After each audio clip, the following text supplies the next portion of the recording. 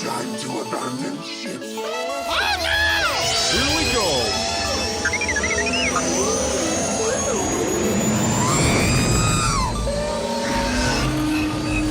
Can I persuade you to join us for a drink? It's a tradition. Here, here. Jar Jar, homie, my main man, quickly. Before the Separatists attack, get into the escape pod. Hey! This is escape, then we're the pod.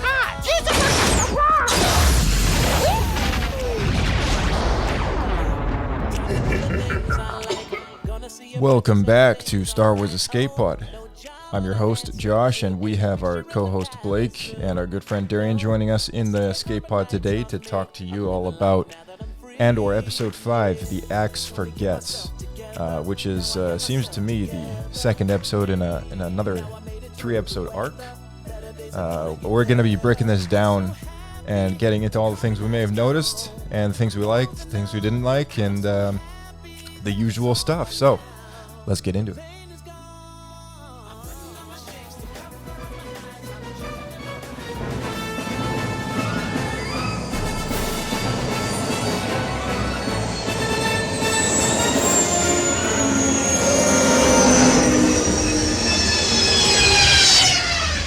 Another happy landing.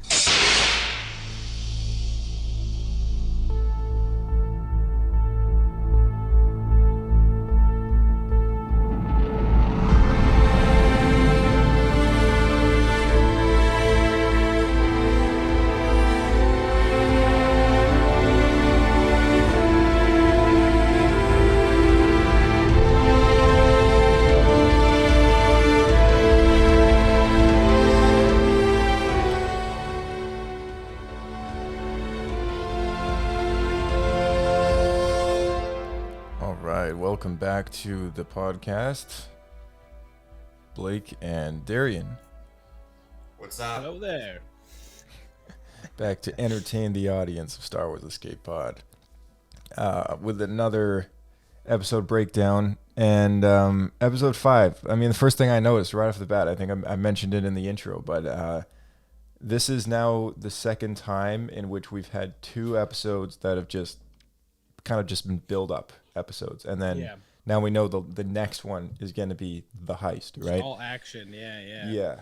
'Cause I was actually just talking to my brother-in-law as we watched it yesterday. Like when we finished, I'm like, oh, they're doing the same thing again. They're like, first 2 episodes are all drama, and the third one is just all action. Yeah. What'd you think of this one, Darian? It could be. What if there's one more build-up episode? It's not. We're not quite gonna get into Throw the us heist off. episode. I think we will though. Honestly, I'm still loving the series. There wasn't a ton of action, but I'm just really excited for the heist, I guess, right? So, yeah, it was great. Yeah, it's all just like internal turmoil and drama, right? So it's like there's more. It's like a slow burn, kind of almost like a psychological thriller sort of feel to it, right? Mm-hmm. Yeah. It's funny because like I enjoyed it. I wanted to see everything, like the next thing that's gonna happen, and then it was over. I was thinking about stuff for the podcast. I'm like, nothing really happened. Yeah. Yeah, exactly. I mean, no, it's totally fair to say because I enjoyed it, and it's definitely not to complain because you know, that would just go back on kind of what I like about the series being a bit of a slower burn than some of the other ones that we've had, but yeah, I mean, I have expected this one to be the heist episode, right? Just based on the last episode that we saw, and then I was very surprised how much I don't want to call it filler, but filler stuff that we had in this episode, which So you're saying we should have 8 episodes instead of 12? No, I not really, and that's why I'm saying like I'm not really complaining, but I was just kind of taken aback. I guess I was just surprised that there was yet another lead up episode to the big heist, right? So That being said, I think it was the right call, just because if we had finished the last episode with Cassian being left on this planet with these other rebels that are about to do this heist, and there's the anxiety around it, like there's this new guy that just joins in like the night before they're gonna do it. I feel like we wouldn't get the reading of the room that we got with everybody like on edge. right. I felt like a lot of the drama we got between them because of Cassian showing up would have been sorely missed. Right.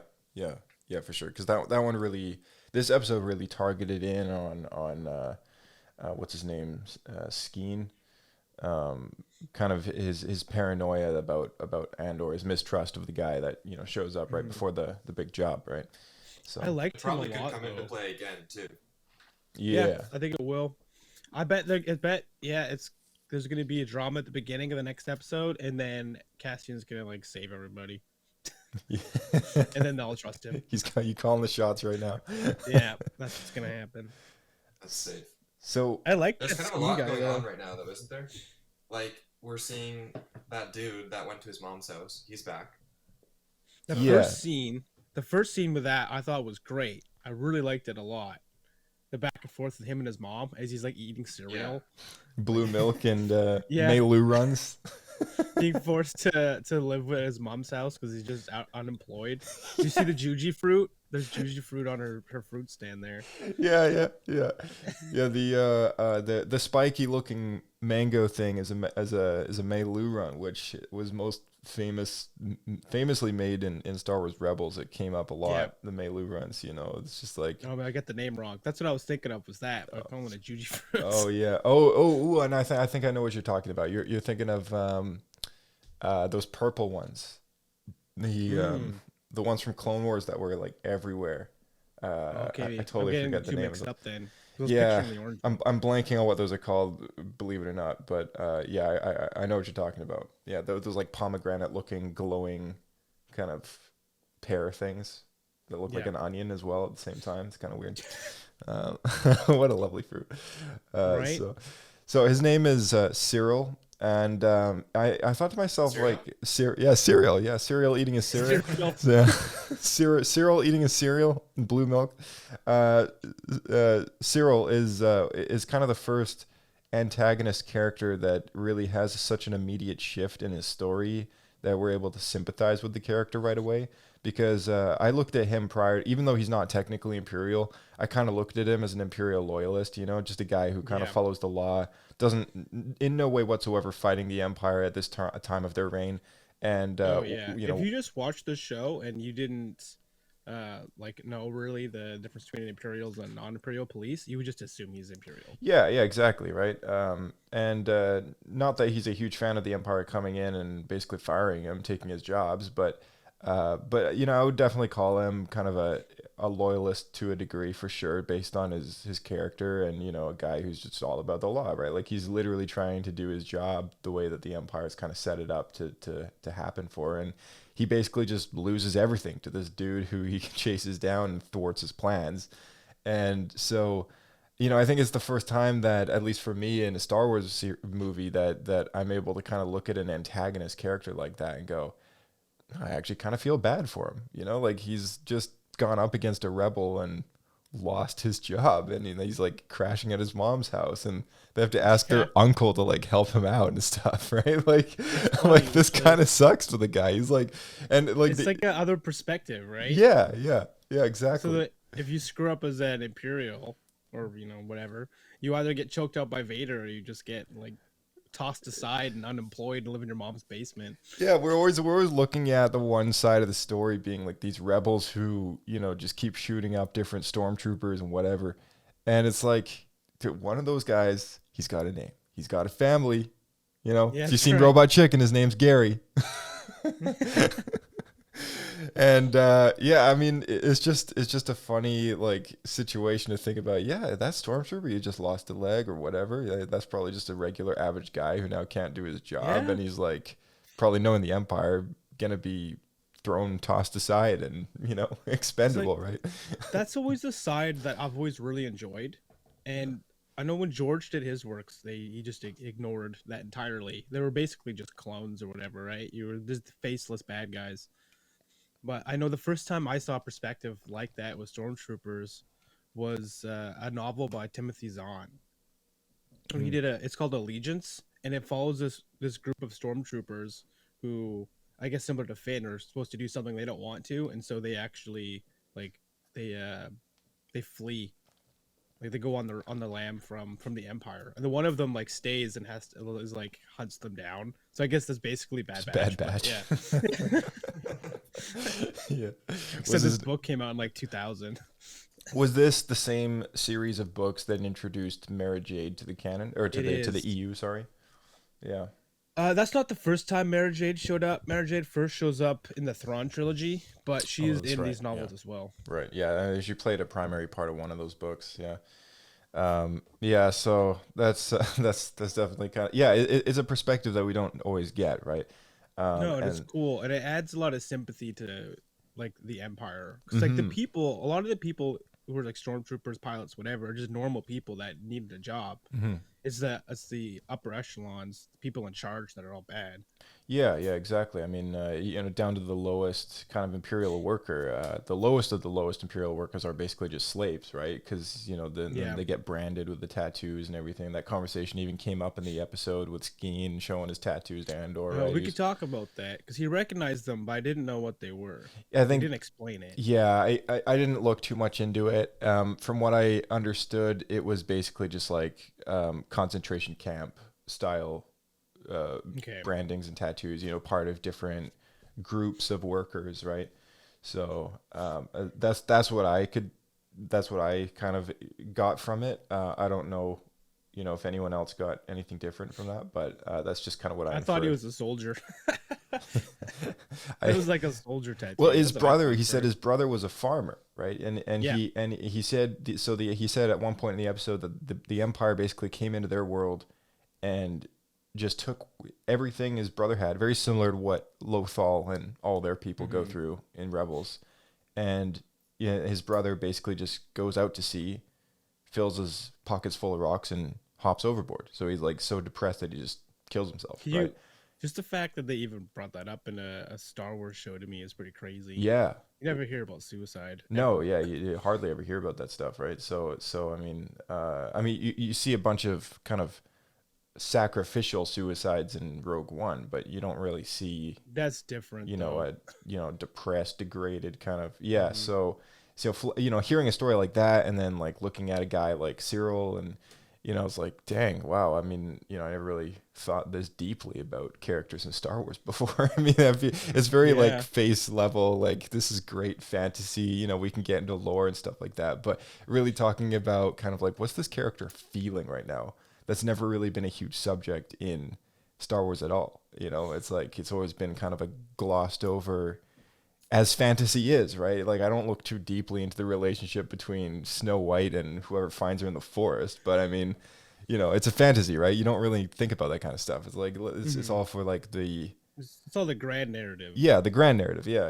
And so I mean, Star Wars is a space fantasy, so I feel like kind of the nitty gritty, deeper kind of like psychological aspects about some of these characters don't always come up, and the very few times it does come up, it's usually in a book or in a comic series or something like that, where you really kind of get inside the head of a character. It's funny because I know I've brought this up before, but I think that's the exact thing we were missing to make Finn a good character. Like if they had made him really serious and like did it like from this angle where there's like pretty good, he's like an ex-stormtrooper, he's like trauma. Yeah, exactly. I mean, that would have been a really really cool angle for his character, because he's, he could be, I mean, in The Force Awakens, he's always like sweaty and like, just like, and so I'm like, I feel like it would be a great angle to kind of approach like the PTSD kind of like, this is a soldier who's not ready for what he's about to do, what he's about to be asked about to do, right? Ordered to do. And, leaves kind of because of that. But, it would be really interesting to have approached his character as like, he's also kind of freaked out about this stuff. Like, let's just integrate that in. And, maybe he's got kind of problems joining the resistance because, not just because he doesn't want to fight anymore, but because he's kind of afraid to keep fighting regardless, right? Like, he doesn't want to kill anybody. He doesn't want to hold a blaster, right? I just also think about like the psychological issues you'd have if you were like a child slave soldier. Oh yeah, for sure, because he was kidnapped when he was like such a young guy, right? Yeah, exactly, and that is not brought up at all. No, it's not brought up enough, and it's funny because like that's always a plot point in like throughout all of Star Wars. Like there was a Clone Wars arc where Palpatine sends out Cad Bane to kidnap a bunch of like infant Jedi. And then there was a arc in Rebels where the Inquisitors are trying to take infant Jedi, or Force users at least. There was that whole Rebels book series called Servants of the Empire, where they kind of introduced, I think his name was Zaire. It's a friend that Ezra makes when he's kind of undercover at the Imperial Academy. And there was a whole book series that followed that character and his search for his sister. And, he was taken, or his sister was taken at a young age for this, like, there's a secret academy going on where they're training stormtroopers, like, from a young age. And that kind of translates into the program that the First Order runs later. Okay. And there's, like, a whole connection there. So, like, this goes back a lot, right? Like, kidnapping kids and, like, just kind of brainwashing them for, like, evil plans or whatever has always been kind of a nefarious plan on behalf of the Empire, the Emperor, First Order, whatever. But yeah, it's never really approached in the main films. And I feel like that would be a really cool plot point. And they almost were able to do that because Lando's daughter was kidnapped. And in Rise of Skywalker, she shows up as, I forget the character's name. I always forget her name. I think it's like, is it Janna or something? Jaina, I think, Jane? Jaina, yeah. That's his daughter, the one that rides like the horse thing. Yeah. So Is it it's kind of like inferred. a gray area. It's a gray area. Yeah. So it's not confirmed. In the visual dictionary for the movie, I believe they ended up confirming it. Yeah. But interesting. in the movie kind of leaves it for food for thought though, because they what didn't. does he say to her at the end? Like He says, "I guess we'll find out together." When they're kind of talking about her losing her father, he lost his daughter. Yeah. They're basically like, my daughter was kidnapped, and she's like, I was taken from my family. They're like, Yeah. Yeah. Plus that novel that we read recently, The Shadows of the Sith, that also went into that whole plot point as well and never quite resolved it. So I feel like it was all just kind of leading up to that inferring of like nothing happens after that movie anyways. Like, let's just assume that's, it's a happy ending, right?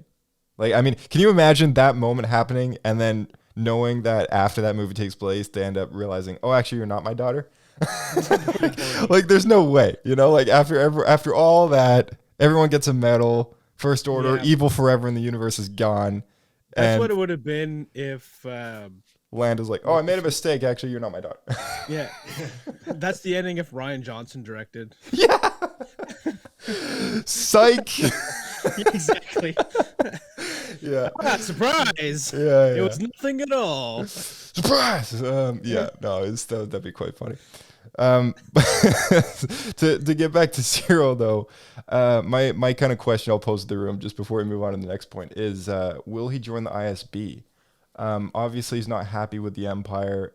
This very kind of ambiguous name of an Uncle Harlow. I was trying to figure out if it was actually his uncle or if his mom was just like is like a leader of like a crime family and like a mafia crime family, instead of the Godfather, she's like the mother, and there's like uncle this and uncle that, and right. So I heard you get fired from your job. Right. Yeah, I mean, I can just picture that being a thing, like a weird kind of like, but I was like, no, it's got to be his actual uncle. Maybe his uncle's like high up in the Empire, and he's just kind of like that loser nephew that just got fired, and he's got no prospects in life. And I don't even think it's that. I think he's just like someone that the family, is close to and is wise, essentially. Right. It's like the go-to, I guess, like the head of the family. The head of family. Yeah, I could see that as well. I mean, that's why I was like, yeah, that's probably a more reasonable like train of thought there.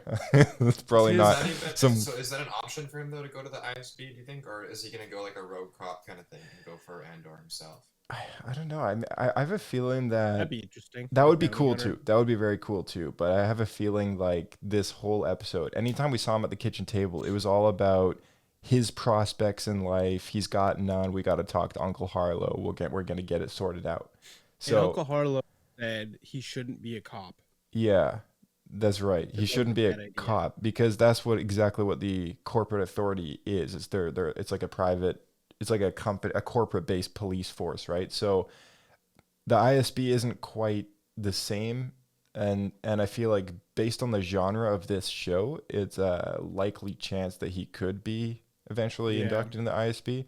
But I don't know. I could be totally wrong there. I could be sniffing up the wrong tree. Maybe he'll cross paths with the lady who's struggling to find the connection, and then he's gonna exactly get in that way. Yeah. Exactly. That would make the most logical sense. Yeah. Lita is introduced, Mon Mothma's daughter, which is a very small nod to an EU reference of her existence. And that being said, Lita also has a brother who is an so far unmentioned character in the canon, and his name is Jobin. And Jobin, in the EU at least, died on Hoth in a story there. But that's probably something for another time. I was just a little surprised because Lita has never been one of those characters that's just popped up in an EU novel or anything like that. It was, I think her first mention was like, I was reading, it was in a source book for like Dark Empire or something like that. It was like a West End Games thing, you know, going back to the 90s, you know, the Pablo Hidalgo days of playing RPGs in Star Wars. And it was like a mention of her name. And then in another EU story with Jobin on Hoth, it was like a name drop. It was like, please tell my sister Lita, you know, I love her and all this stuff, whatever. Like it was like some sort of kind of goodbye message sort of thing. And I was like, wow, like we never actually ever saw this character like in a story. And now it's like that brief subtle mention of her. She's like full on, there's an actress that plays her now, right?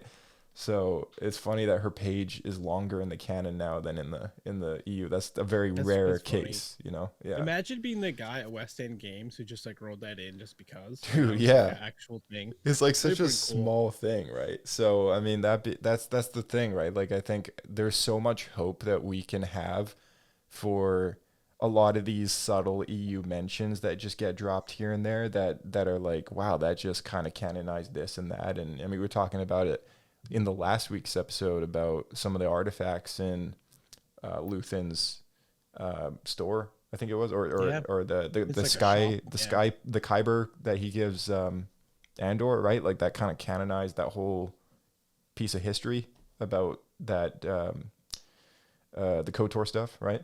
So Yeah, that's right. Yeah, it's the what they call it now, the alien race. yeah. So I just thought that was kind of a cool little note there. So in this episode, the plan for the heist is rehearsed and practiced by the rebels, and Andor proves he knows what he's talking about when he really demonstrates his attention to detail. Makes him a good spy. He points out who is left and right-handed and who should take up what positions. I really like that scene. Did you guys like that scene? They're like rehearsing in the field, and then you know, Yeah.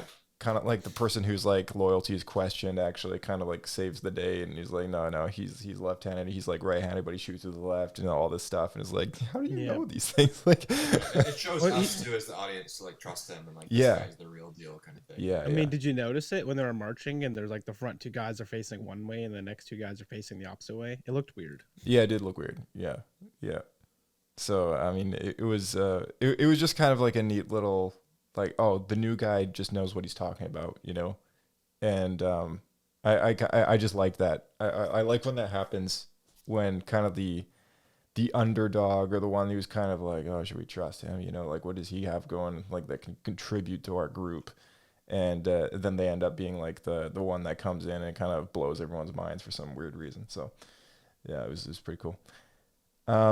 We got a flash at the Empire has moved into Ferrix. It was a very brief kind of little scene drop.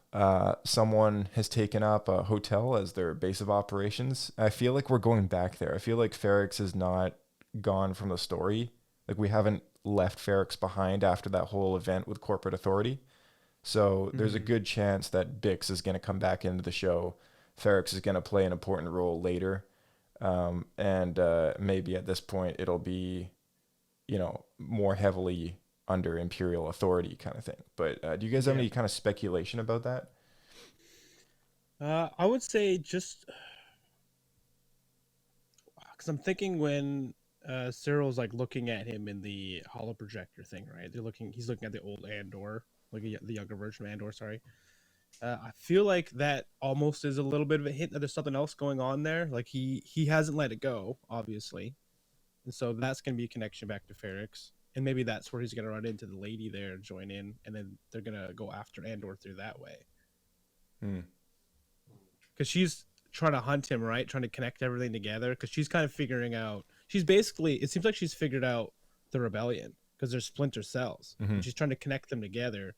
But they're too random to be random, as she put. as it was Yeah. put in the show. Yeah, too random to be random. Yeah. So she's gonna have to go back to that planet at some point because she thinks that's a big connecting point. Mm-hmm. Yeah. Yeah, Darian, did you catch all the little verbal cameos of the of what Blake just mentioned in that conversation with Dedra at the ISB? There were some verbal cameos of planets. Did you catch them all? There's a few in Not there. exactly because Jakku was in I'm there. not as Jakku, observant as you yeah. guys. Yeah, I mean, other than the classic ones. But Yeah. as far as speculation goes, I don't really. Yeah, of course they got to go back there. I don't really know how they will. Yeah, my guesses would be the same as yours. I guess. Yeah. I wonder if the girl, I'm blanking on her name now, who like helps Cassian escape. Yeah, and Bix. kind of like sets him up. But yeah, I bet you she's gonna come back for something. She seemed like a pretty strong character. Yeah, for sure. Yeah, she'll definitely be back, I think. Do you think there's any way Syril will join Andor? There's wondered that. Yeah, that crossed my mind as well. Like he seems like too like innocent to like want to hunt Andor. I could see him like meeting up with him, them kind of like fighting it out, and then deciding they should just join forces together. Yeah. That could be the twist. Like I've been kind of going back and forth on which direction I think it's gonna go. Yeah. It's also possible that, I mean, this whole thing is like so up in the air, right? Because I feel like with the whole espionage kind of spy aspect of it, maybe things might not be quite as obvious as we might assume, right? Because like I just assume like, oh, he's probably going to go work for the ISB, but there's also a chance that he might end up being put in touch with Luthen or something through his uncle. Maybe his uncle's actually like, side hustling for the rebellion and It's possible, yeah. right. And it's like maybe like, oh, hey, we need a guy who knows this kind of these routines and stuff from the inside. Like my nephew's, he's no longer with the corporate authority. It's not like he has any kind of malicious means to report us. He was just canned and stuff. So let's bring him on. Right. Yeah, he's bitter. He's bitter towards his previous employer. Why would he want to work for the Empire who just took his job, right? So there's that angle as well, which is like, oh, I guess he could work for the rebellion. So yeah. Or why not both? Maybe he helps Lady the ISB. Yeah. Starts working there, realizes like he's made a horrible mistake, and then switches. Yeah, double agent. Yeah. Don't forget, there's 2 seasons of this show. That's gonna happen. So, Of Andor? yeah, there's gonna be a second season, which is gonna be a time jump. It's gonna jump another couple years into the future, the timeline. Are we right? already 5 years out from Rogue One? Mm, Like, is that where this is? This show is it 5 years before Rogue One, or what's? I think it. Yeah. I think you're right. I think it was something close to five. So if we're jumping, we're gonna be like right before Rogue One. So I wonder if Jyn Erso, is that her name? Mm-hmm. Well, I wonder if she'll be in the second season. Who knows? I guess probably not. But. Yeah, there was. What was the BBY Maybe a cameo on the first episode? Yeah. And There was a date that literally came up in the first episode. The show takes place. Or at least Galen Erso. Oh, 5 BBY. Yeah. So yeah. So you're right. Yeah. So like 5 years before Rogue One. So yeah, I think the next season it jumps 2 or 3 years, and then we're about 2 or 3 years behind Rogue One. I think that's what the plan was. That's what they kind of announced when they said that they were going to do 2 seasons. But and so at that point, Jin would be with what's his face, right? Saw. Yeah, that's right. Saw Gerrera. And Saw is supposed to make an appearance in this season too, because he's in the trailer. So. Oh yeah, true. Good point. Yeah, Yeah, because we're speculating on Jin having a cameo even in this season. Yeah, exactly. Brief mention, just to go back to those verbal cameos of the planets in the ISB office. We had verbal cameo for Hosnian Prime. This is the first on-screen reference prior to the sequels made about Hosnian Prime. Not counting the animated shows, because I can't quite remember every single verbal cameo in all the animated series, but this is the first live action on screen, Hosnian Prime is like, oh wow, that's that planet that was supposed to be a duplicate version of Coruscant that was blown up in The Force Awakens. Yeah. In the first 15 minutes. Yeah. That was the new capital for the New Republic later. So there was a verbal cameo there. First, there was I also still think it would have meant more if they just blew up Coruscant. Like that'd be a huge story point. that would be a But I huge think story point, yeah. I But still then, can't help but feel that was the plan, and they got cold feet and just changed it. yeah, Instead, we'll exactly. just duplicate it and then blow it up. Yeah, exactly. There was a Let's verbal see. cameo to Kessel, which is, we all know Kessel. Fondor, which is the shipyard. That's where they make a lot of ships and Imperial Star Destroyers. Jakku, we had a verbal cameo to Jakku.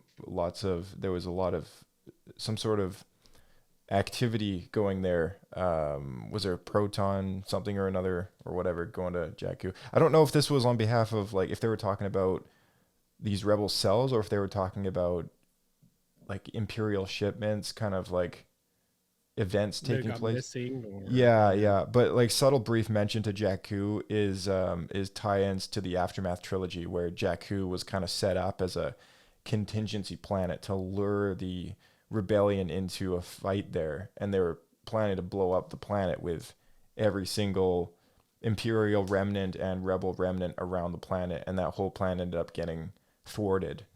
And the battle still took place, which is why in Force Awakens there's all those crashed ships and stuff, and the Battlefront 2 campaign kind of got into that as well. But the Chuck Wendig Aftermath trilogy really kind of went into the nitty gritty with that plot line, with the contingency plan, and I liked that there was a mention to Jakku and that there was some shipments going in and out of there, because it wasn't nowhere until later after the events of the Empire, and then yeah, everyone stopped caring about Jakku. It was like, okay, nothing's going on there anymore. There's definitely an effort to do references from like all of Star Wars, hey, like the EU, Yeah, tie it together. prequels, the originals. see, and like Definitely try to get a little bit of everything. and yeah, exactly. And it's not like the sequels have never connected with me. It's like they never really have, but I've always mentioned that I like when they're trying to integrate it more, because my current problem is that they're just so distant, right? They just feel not part of the rest of the story that's happening. So the stuff the strides that are being made through Mandalorian and other shows, other means, to try and bring that trilogy like a little closer, stitch the gap together. Like I like that kind of stuff, which is why Shadows of the Sith, the novel, was quite intriguing to me, because like it was a gap that just was needing to be filled, right? So like I like these little verbal cameos to like Hosnian Prime and Jakku and stuff, because they're places that it's like, well, no one talked about these earlier. Like why, if you're watching it all chronologically, like one story, like why are they just coming up like later? And I know the galaxy is a big place, but I mean, it would be nice to kind of get some sort of connection earlier, just to kind of, it's like painting a wall. You do it in layers, right? So makes the color a little better when you have these little subtle mentions. So the guy that they have on the inside at the base, is it Gordon or something? Gorn? Cleverly tricks the maintenance crew into painting the gantry a day after the heist without making it too obvious that he's part of the plan.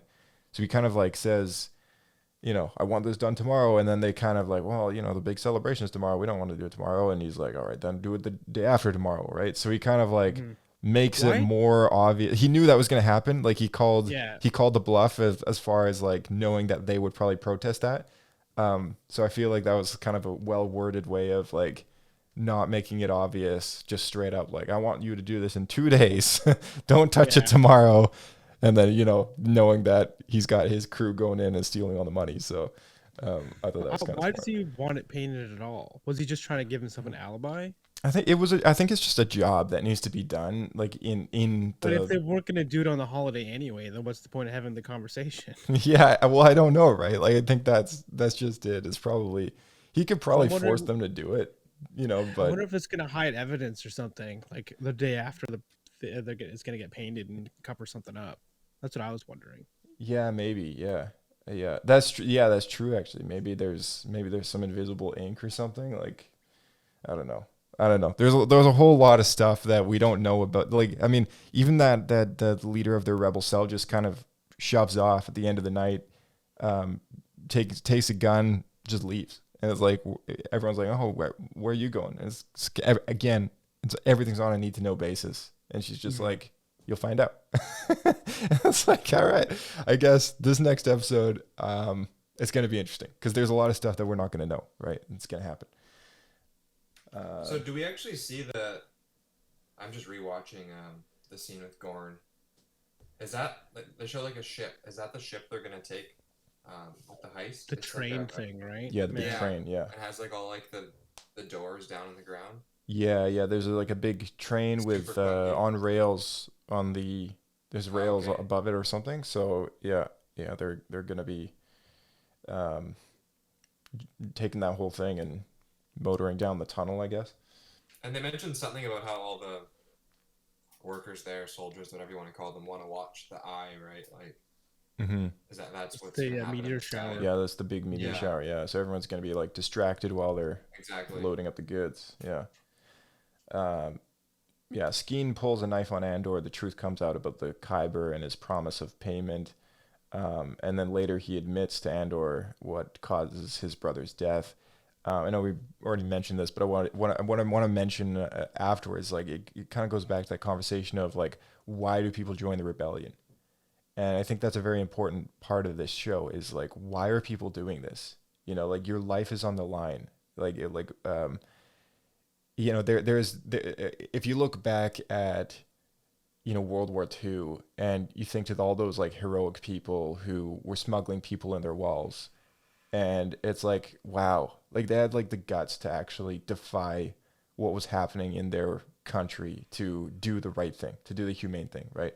And it's like, okay, this is kind of a similar-ish event where, you know, it's a very oppressive government and stuff, but like they've been ruling for a while. Like it's been 10, 15 years. And so like, why now? Like, why join the rebellion now? Why try and do something about this gargantuan, galactic-wide oppressive empire that one person like Luke can't believe he could ever do anything about it, right? You know, that's why he's kind of not convinced at first. You know, when he's on the farm, he's like, you know, I can't do this. I can't do that, right? Like when Obi-Wan Kenobi comes to him, and it's like the reluctance, right? Like the belief that that one person can't make a difference, right? Yeah, exactly. It's exactly what it is. Yeah, and so And the people that almost push their wits end, the Empire just crossing everyone all the time, and taking advantage, and being cruel. Honestly. Yeah, exactly. Yeah, so for Skeen, it's a revenge story. He's out for the Empire because for revenge, like for pretty much avenging his brother and, you know, what happened to him and what happened to himself at all these different camps and stuff like that, right? Like he's just bitter. He's sick of it, you know. So everyone's got their story, and like the leader of the rebel cell, she kind of also mentions to Andor. She says everyone has their own rebellion, and I was like, that's a really good way to put it. Everyone is fighting for the rebellion in a cell because they have their own reason for being there. It's not like, and there is this unified the cause, right? Like there's kind of like, yeah, we're the rebellion, we fight the Empire, but you know, everyone's got their motive for being there in the first place, and it's just kind of, it adds a little more interestingness to everyone who's a part of it, because I agreed. Never really thought about that before. The side effect that this has had, especially like this specific episode, is now I can't help but think of all the soldiers on like Hoth and stuff, and just wonder like, why are they there? They're not just like generic placeholder people, you know? Yeah, they exactly. all have their own story to why they signed up. Right, exactly. And it kind of goes back to that topic of like, this is a space fantasy, and it's kind of glossed over for a lot of things here and there in the main overarching story. And it's like, yeah, we watch those movies, the rebellion's like, oh, those are the good guys. Like, you know, these are all people fighting for the rebellion because they're the good guys, right? But, you know, realistically, it's like, no, they're more than just the good guys. Like, they're here for a purpose. You know, it's not like they were called to fight like in a regular army, right? Like they're all there doing their thing because they want to, because they're tired, they're sick of it, right? Like they're all there for their own reason. So, you know, maybe their family was killed, maybe their planet was taken, you know, maybe their farm was burned, right? Like whatever. Like they all got their own thing. So I was like, yeah, this is what makes this show interesting, and that's why the slow burn is kind of worth it, because, you know, we actually have time to get into that kind of stuff. Otherwise, those deep conversations wouldn't come up otherwise, right? No, they just keep glossed over to move on to the next action scene. Yeah. Mon's husband and daughter don't seem to be aware of her involvement, the rebellion, or at least they're not on board with it. I had a little trouble following what was going on at the dinner table, but in that sequence, what I understood from that interaction and in the speeder the speeder cab when her husband continuously forgets the name of her driver, he clearly doesn't care about her life very much. Like he's just kind of not there, and previously we've only ever seen Mon Mothma kind of like alone, and until now I always thought like, wow, she just never met anyone. I didn't even know she had a daughter, right? So I was just like in that same boat with everyone else, like, oh, she's got a daughter, oh, she's got a husband, like what? Yeah, exactly. And they're clearly not very involved with her rebellion, right? I don't even know if it's that. I feel, to me, it felt like the political side, her being a senator, and it seemed like they didn't care at all. Like, Yeah. like maybe it's a story of like happening. the spoiled kid and like the bougie father who's just kind of like, oh, my wife she's the breadwinner, and I love receiving gifts, and I forget her driver's name, and I don't really care what's going on. Oh, you're not friends with that person? Oh, well, I'm friends with that person. I'm going to have them over for dinner anyways. Like he's that kind of guy. Yeah, it's almost like, Yeah. To me, I read it as it's a marriage that has been burned out because of politics. Yeah. And their life and her life being so busy that everyone else is just checked out. Yeah, for sure. Did you, Darian, did you take anything away from that dining room experience, the sequence there? Because I think more so with her daughter, like she's like trying to be like a good mom, like interested in her life, but she's also like so busy. Yeah. I think I kind of want to think that they don't know about her involvement with the rebellion. Like I don't think so either. Yeah, that would be my hope, but yeah, and obviously her husband, it's just like a classic movie relationship where it's just like not working out, like it's just dull, and yeah, you guys said it, so. Yeah, all right. Yeah, no, that's that's true. I wonder if they'll get into that later, but because they keep popping up. But, yeah, it's got to go somewhere if it's reoccurring like that. Mm-hmm. Serving papers. The last sequence of this episode, we see a very nervous Luthen who's kind of second guessing his choice in recruiting Andor for that job, which never thought we would see that because he kind of looked pretty determined to hire Andor. Confident. Yeah. But I guess it just kind of goes back to that conversation that Mon was having with them. Like everyone who's in the higher ups who's got so much to lose, like they got the jitters. It's like, again, who's watching, who's listening, like who could make this all fall apart in one go, right? And because it's so fragile, and that's part of the reason why it's all on a need to know basis for a lot of people in the rebellion, because that network is just not a faction yet. Like the Rebel Alliance does not exist. So like people are doing this kind of, unofficially, like people, officially aren't doing any of this, right? So yeah. I mean, like it's a fragile network and a very fragile operation. So yeah, I think like he's definitely got like kind of the pre jitters, right? If you were to watch this episode kind of back to back with the last one and the next one, it would all kind of just blend as one event that takes place, and the gaps, the weeks that we have to wait between episodes would kind of disappear, and it'd be like, okay, yeah, let's not forget this is the night before the mission. He knows it too. He's anxiously waiting to hear back as to whether or not the job was a success, because he needs that money to feed the rebellion, right? Without that money, the rebellion's going to fall apart. Resources are going to disappear. Can't continue on, right? So I thought the prop for the radio thing he was listening to was super cool. Yeah, it was like super World War II, like early radios. Yeah, for sure. Fellas, any last minute things to bring up before we wrap this one up?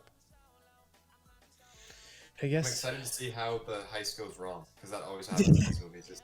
That's true. It's gonna be a twist, wrong, and someone is going to come save the day or ruin it. Like a Syril could come freaking in and just like wreck the mission, like just get in the way or something. Who knows?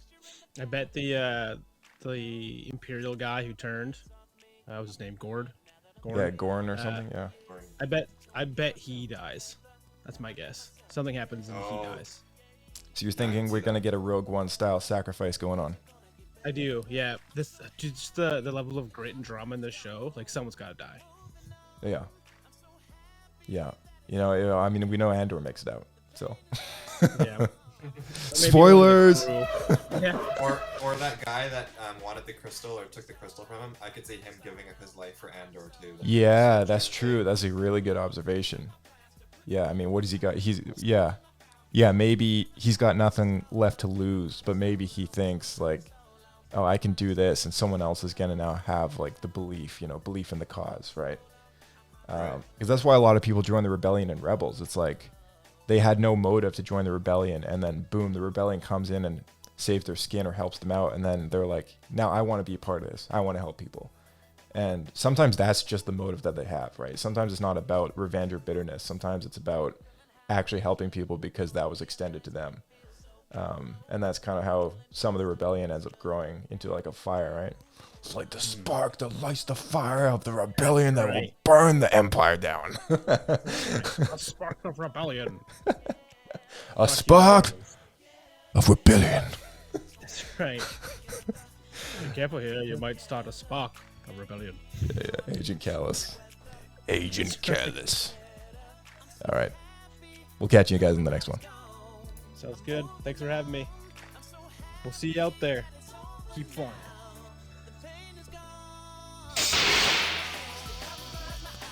All right, and to all our listeners tuning into Star Wars Escape Pod, always love having Darian and Blake on the show. We'll catch them in another episode, and we'll see you back here on Star Wars Escape Pod for another episode of another breakdown of another Andor episode coming to you next week. Exciting times to be alive. Don't forget to check out the Discord, the links in the description of the episode, and all the stuff that we have coming up on Star Wars Escape Pod. May the Force be with you.